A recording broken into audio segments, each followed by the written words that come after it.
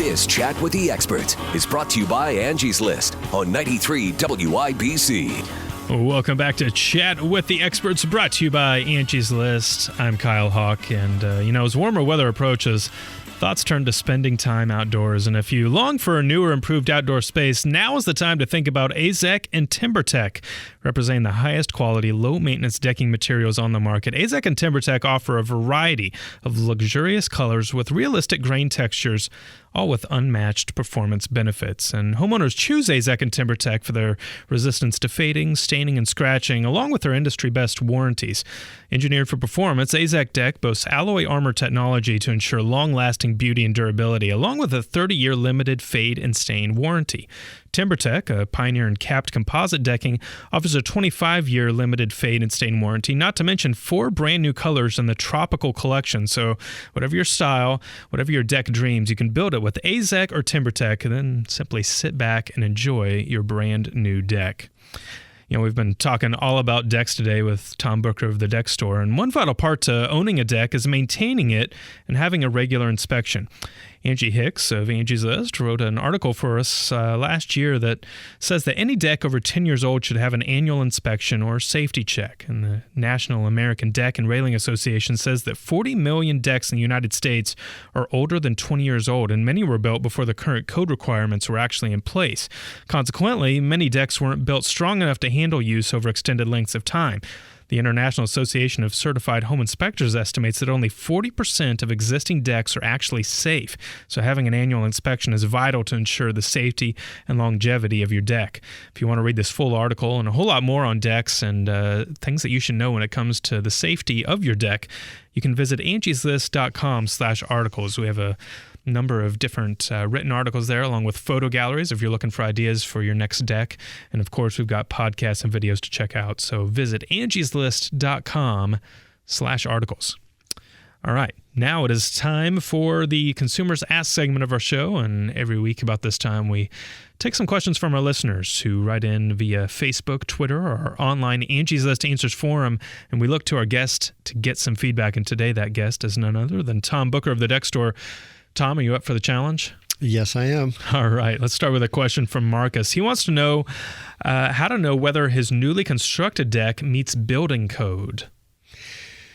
So if you have a deck built, you really need to make sure that building permits are pulled.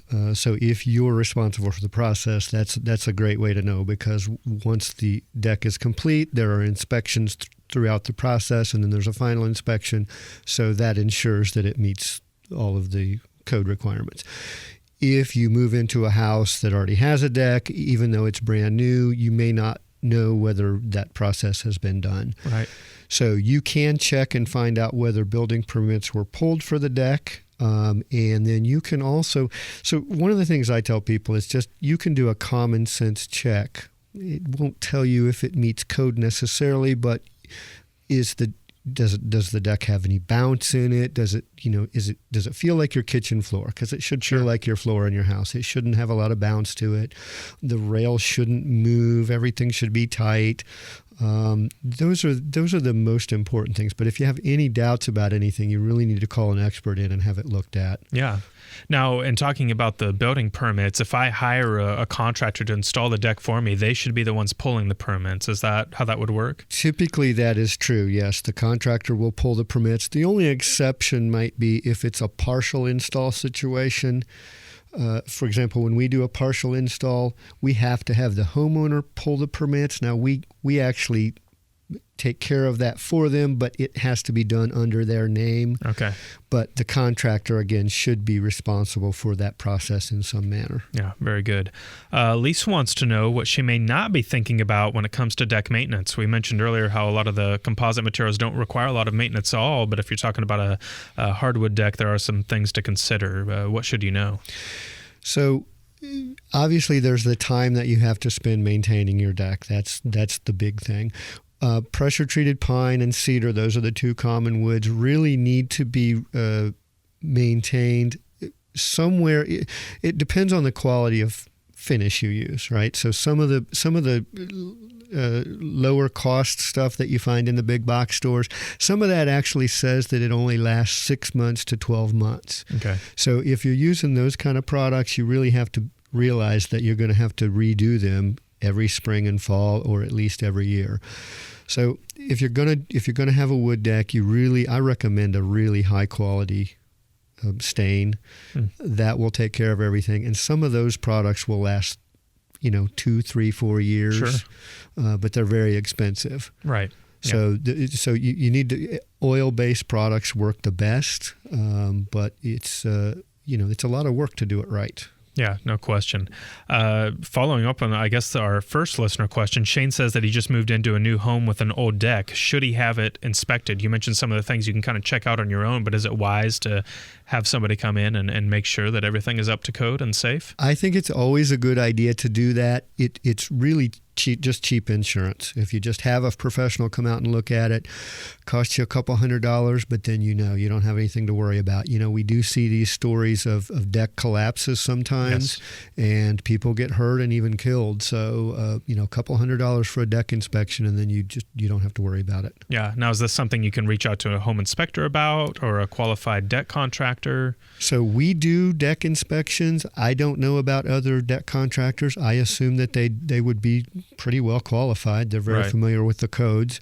Home inspectors, my experience with home inspectors is that their expertise is so broad that they're not especially knowledgeable about some of the intricacies of decks. Sure. So I would look toward a deck contractor before I would a general home inspector. Okay, very good.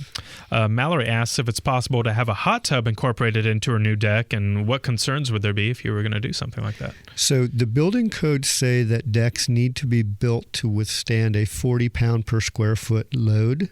Okay. Hot tubs are about 100 pounds per square foot. So they're more than double the load capacity that a deck needs to be.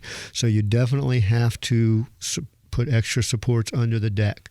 So if your deck was not designed with a hot tub, plan to have a hot tub right there, I would say call somebody to have it inspected first, because it will not be adequate to support that. Yeah. Is that something that you find a lot of times people are wanting a bigger, feature or fixture in the deck, like a hot tub?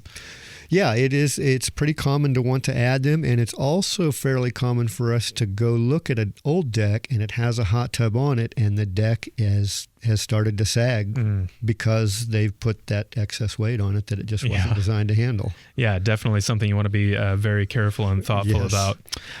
Tim wants to know what he should think about as he begins budgeting for a new deck. So let's talk a little bit about the differences that you may want to know in terms of composite versus hardwood, and then any features you may want to add on additionally. So I guess it's just like anything else. The more you add to the deck, the more features you add, the more it's going to cost. The more that you do yourself, the more that you're going to save. Mm-hmm. A pressure-treated pine deck, just sort of a basic pressure-treated pine deck, compared to a composite deck with composite rails, you're going to be 2 to 3 times the amount for a fully constructed composite deck versus pressure-treated pine. Okay. Yeah. And of course, in addition to the materials, you'll also want to go in thinking about, if I add on this specific type of railing, or if I'm going to add multiple levels, all of that is going to affect the budget. So it's a good idea to kind of have an idea of all those add-ons that you're thinking about before you even go in, to kind of give you a better and more fully rounded idea of what that cost is going to be for the deck that you're wanting. That's going to do it for our Consumers Ask segment. A big thank you, as always, for our listeners out there for providing your questions. If you got a question you want to ask us, you can like Angie's List on Facebook, follow Angie's List on Twitter, and, of course, visit our online forum. It's answers.angieslist.com. You can ask the question right there on the forum and get feedback from other forum members, including homeowners just like yourself, and highly qualified service pros, and you may even have your question asked right here on Chat with the Experts. All right, that's going to do it for Tom Booker of The Deck Store. Tom, I want to thank you so much for taking the time to come on the show and speak with us today. We really appreciate it. Thanks for having me. Don't go away. We've still got more show for you. Right after the break, we're going to be back with much, much more as we chat with Jason Duvall, the Senior Product Manager with CPG Building Products. We've got a lot more talk on decks coming. It's right around the corner. Keep it right here. You're listening to Chat with the Experts. Angie's List believes that hiring great local service providers should be easy. Whether you need a plumber or a pet sitter, you can find one at angieslist.com. See ratings and reviews in hundreds of categories, shop popular offers, and request scheduling assistance directly online. Memberships start at just $9.99 per year. That's less than $1 a month. Join today and get 40% off with promo code WIBC40. Visit angieslist.com to sign up.